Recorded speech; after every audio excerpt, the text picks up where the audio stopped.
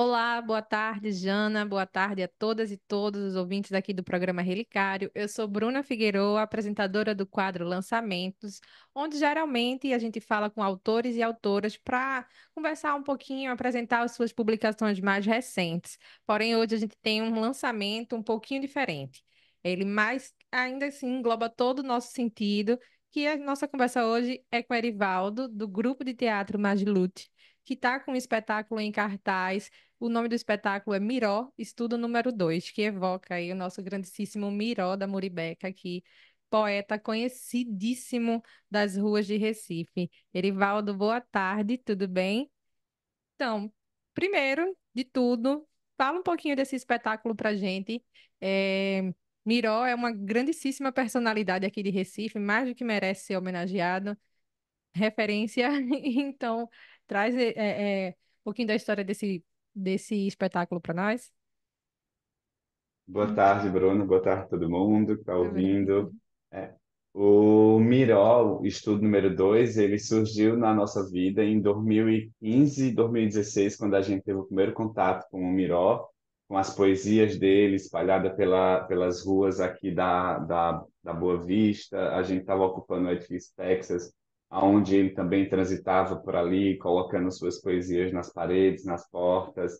Então ali a gente começou a ter uma paquera com aquela maneira de enxergar esse centro urbano, de enxergar as mazelas dessa sociedade, de enxergar beleza e enxergar crueldade nesse cotidiano dessas pessoas. E aí a gente começou a tentar, queria inclusive que ele tivesse dentro da obra, não só com a palavra, mas com o corpo presente. Não deu tempo, a gente estreou ano passado esse trabalho, o Miró Estudo número 2, e ele é a partir do entendimento de como fazer o Miró. Pressupõe de um estudo, né? A gente está tentando estudar como se faz um personagem, e a nossa tentativa era de como fazer Miró sem ser um personagem, porque ele Entendi. não era um personagem criado assim, ele era um personagem vivo, uma pessoa, ele era uma pessoa pulsante, uma Uhum. pessoa que toma suas decisões. E aí, como fazer isso em cena a partir desse material que é ele, potente? Ele, altas vezes, algumas pessoas rotulavam ele, dizendo que a poesia dele só era possível a partir do corpo dele, quando ele Uhum. falava inclusive, a gente gravou uns vídeos no nosso primeiro contato com ele em 2016, com o Pedro Escobar, onde cada um de nós do Majluto gravamos dois poemas dele, e ele assistiu esses poemas e ele ficou Legal. emocionadíssimo e disse: Caralho, a minha poesia ela pode ser dita por outras pessoas também. Uhum. Então tinha esse lugar assim da gente tentar ir ao máximo para o que ele é enquanto indivíduo, enquanto pessoa, e o que a obra dele sinalizava enquanto relações de poder, enquanto relações estruturais, sociais, urbanas. Uhum. Então, In- a peça tenta uhum. aplicar todas essas coisas. Inclusive, você falou aí, era uma pergunta que eu ia te fazer, porque diz que o Miró número 2, estudo número 2, é um jogo proposto de como fazer um personagem, né? E aí ia perguntar justamente como é que essa ideia vinha, já que lá em 2022 vocês fizeram o trabalho estudo número 1, né, que foi o Morte e Vida. E aí esse estudo número 2, ele é meio que o primeiro, né, era quais os caminhos para se construir um espetáculo teatral, agora é do personagem, né? Isso. Como é que essa construção, essa ideia de como construir um personagem, eu acho que Miró é uma pessoa, você já respondeu, inclusive, né? Miró é um personagem daqueles que como fazer, né? É, Co- como Miró. E aí, essa ideia do estudo número 1, o estudo número 2, ele tem uma questão aí de continuidade? tem. Tem. Eles bebem diretamente um do outro na construção de linguagem, na investigação cênica, de como. E tem uma coincidência que ambos são poetas, ambos são pernambucanos, e óbvio que de realidades diferentes, Uhum. óbvio que de contextos sociais diferentes. No Morte e Vida. existe a história contada a partir da perspectiva de quem só está contando uma história, né? O João Cabral, no distanciamento do lugar que ele ocupa em relação à sociedade, narra como é vir um severino do interior para chegar na capital. E o Miró, sendo Miró, narra sua experiência de vida sendo um cidadão pernambucano que está na capital, no centro da capital, e é empurrado para a margem. Então, tem umas coisas de coincidência de percursos, que parecem opostos, mas ainda assim são Sim, percursos. Então, isso acaba também nos ajudou enquanto material dessa investigação de estudo. No estudo número um, como se falou, a gente tentava entender como se fazia uma peça mesmo, assim. Aí a gente e eles começaram, os dois, o Miró e o estudo número um, Morte e Vida, eles começaram o processo de criação muito juntos. Foi antes da pandemia, tanto esse contato com o Miró, né, e também a iniciativa de fazer o Morte e Vida foi antes da pandemia. Aí veio a pandemia, a gente parou tudo, ali já estava meio junto o processo de criação. Quando a gente retoma, e aí por uma necessidade mercadológica, a gente precisava estrear uma peça para sim. sobreviver, é assim que o mercado Uhum. nos cobra, que a É. gente precisa ter algo novo sempre pertinente para poder sobreviver, já que o Estado não consegue dar conta do antes, então a gente tem que fazer, entregar e aí depois ver qual é o retorno, que é outra lógica louca de mercado. É. Mas, enfim, o processo de criação, eles estavam muito interligados, assim. Ali no estudo número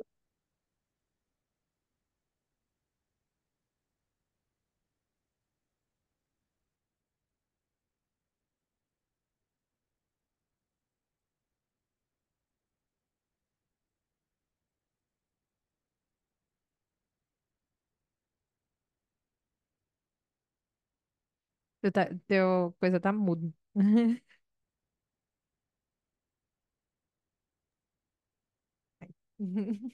Isso.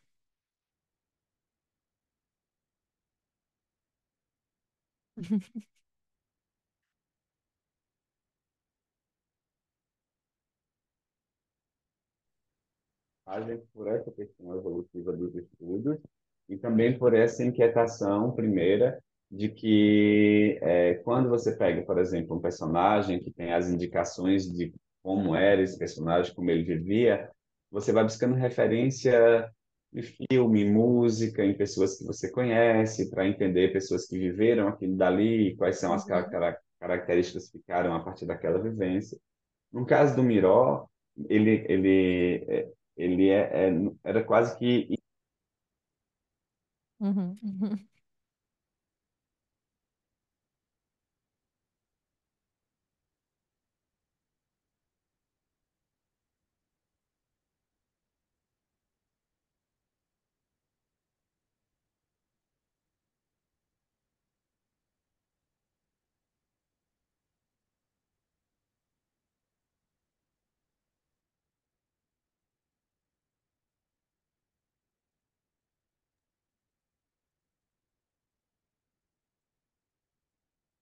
A gente tá com essa dificuldadezinha de se ouvir, né? Mas não vamos deixar isso nos atrapalhar, não. Vamos dar. Aí, agora voltou. Vamos continuando. Vamos, essa tecnologia. É. A próxima Mas é uma afasta. evolução. Exato. Um é a evolução do outro, enquanto linguagem, enquanto investigação dos próprios artifícios do teatro. A gente pensa um terceiro estudo, que é a partir do público, Ah, né, de como se legal. forma um público, já que todas as peças da gente, a gente.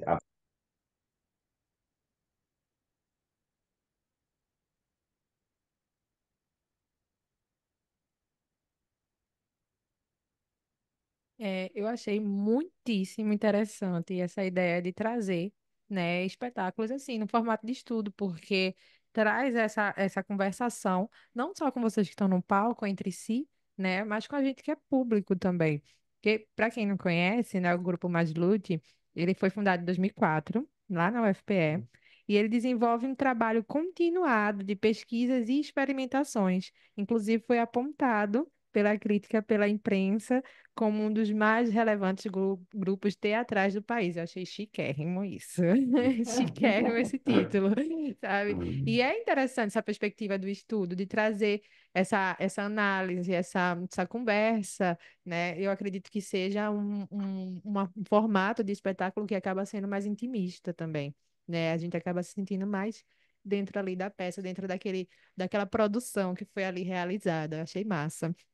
Inclusive, sobre o grupo, né? O grupo Magilute, ele está completando 20 anos, muito chique.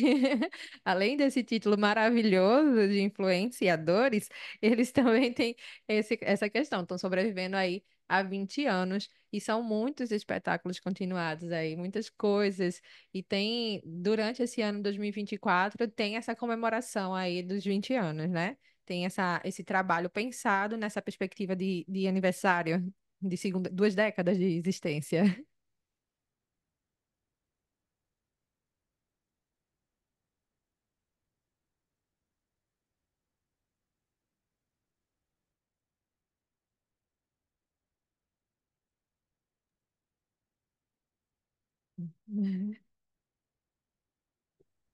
Porque viver de teatro num país onde tudo joga contra Uhum, é muito louco, assim. Isso que eu falei anteriormente em relação à estrutura de trabalho, né, que hoje a gente estava conversando, e a gente se entende enquanto obreiro, enquanto pedreiros da arte, assim, onde a gente tem que colocar o tijolinho, que tem que colocar o cimento e colocar o tijolinho para a gente poder fazer a máquina funcionar, porque todos os outros aparatos do Estado que deveria nos dar um suporte para essa parte cultural que é tão importante para a vida de qualquer ser, de qualquer pessoa, o Estado não faz.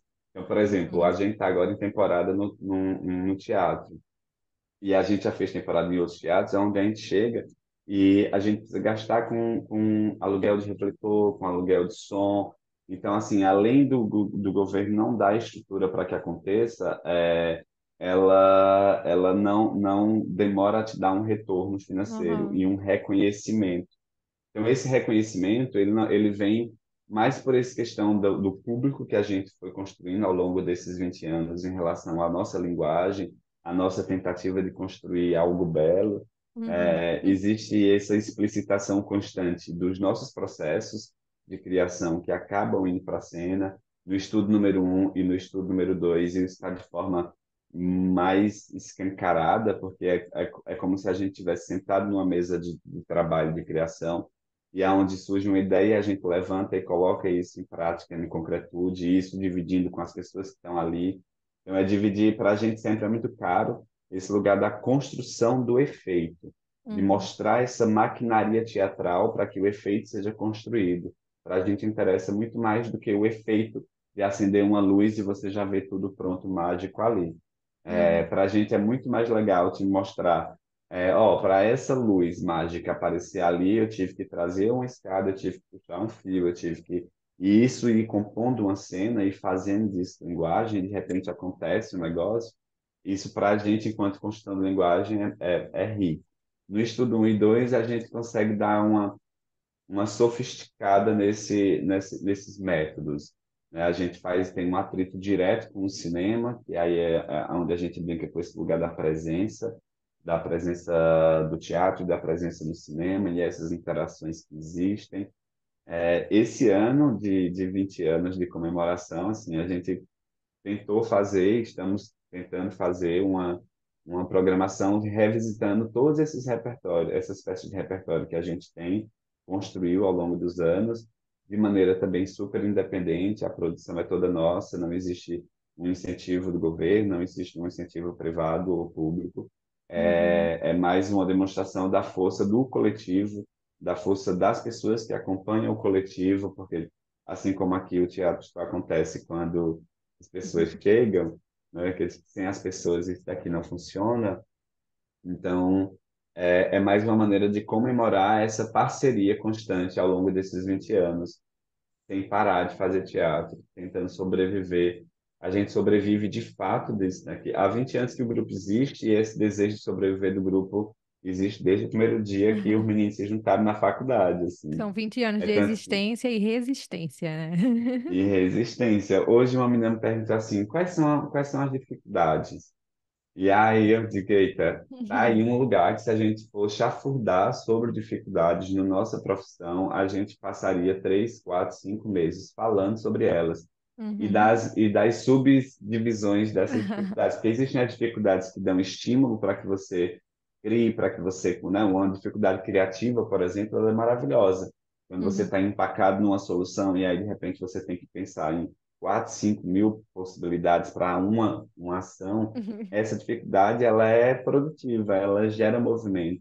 A outra dificuldade que impede, que é, em caso é estrutural, que é Uhum. relacionada à cultura, agora, por exemplo, o Miriam Muniz, ele conseguiu pagar 40% do projeto que foi aprovado e o restante dos 60% das pessoas que dependem desse dinheiro, que já tem uma lógica, que é uma lógica Uhum. a gente é uma outra conversa. Uma outra pauta, né? Essa sobre gestão.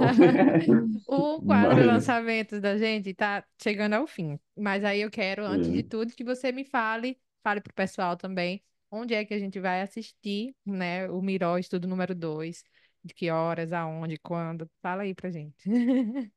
a gente está em temporada aqui no Teatro Mar Camarote, que fica no Sesc Santa Amaro. Quintas, essa é a última semana, então quinta, sexta e sábado, às 8 horas, e domingo, às 17 horas. Essa peça ela faz parte da comemoração dos 20 anos do Magilute, e é mais um convite para você que está nos ouvindo, que venha participar daqui. É um ato político participar do teatro, fazer parte dessa experiência coletiva que só acontece aqui, então vocês estão todos convidados. Olha, eu vou ler um trechinho que mandaram para mim. É assim, ó. Personagem é qualquer ser atuante de uma história ou obra. Normalmente é uma pessoa, mas pode ser um animal, um ser fictício ou um objeto. É uma locação, como um castelo da Disney, por exemplo, e pode ser um personagem também. Personagens podem ter nomes ou não, reais ou fictícios. Tudo pode ser um personagem. Mas isso é o que diz o Wikipédia. Mas o que é que dirá o estudo número 2? Então, que comece o jogo. Eu estou muito curiosa, estou muito afim de ver. E é isso aí, né? Encerrando, muito obrigada, Erivaldo. É, diz também, faltou tu dar a rede social, porque o Maslute não é só um grupo teatral, né? Também promove eixos de pesquisa aí, eu acho importante. Isso, muito importante. Isso. Isso, a gente tem uma página no Instagram, que é por ali onde a gente hoje tem o maior fluxo de comunicação com as pessoas, de entendimento. Ali é só entrar no @magilute, é Magilutth, Magilute. Aí no Uhum, Instagram, e lá a gente coloca toda a nossa programação, todas as atividades que a gente está fazendo, que nossos parceiros estão fazendo. É um ótimo, espaço de se alimentar também. ótimo. Então, muito obrigada, Erivaldo. Né? Até lá, até o espetáculo. Bom espetáculo para vocês também. Feliz aniversário para o Grupo Magilute inteiro. Isso aí. Eu sou Bruna Figueroa, do quadro Relicários, e a gente acabou de bater um papo com Erivaldo, da produção do Grupo Teatral Magilute, que está aqui com o espetáculo em cartaz no Teatro Marco Camarote. Né? O espetáculo é o Miró, estudo número 2. E a gente vai estar ansioso para assistir. E é isso aí. Com você, Jana. Sim, e não esqueçam, logo mais essa entrevista vai estar lá no nosso canal do YouTube, youtube.com/frecanecfm. Agora sim, é com você, Jana.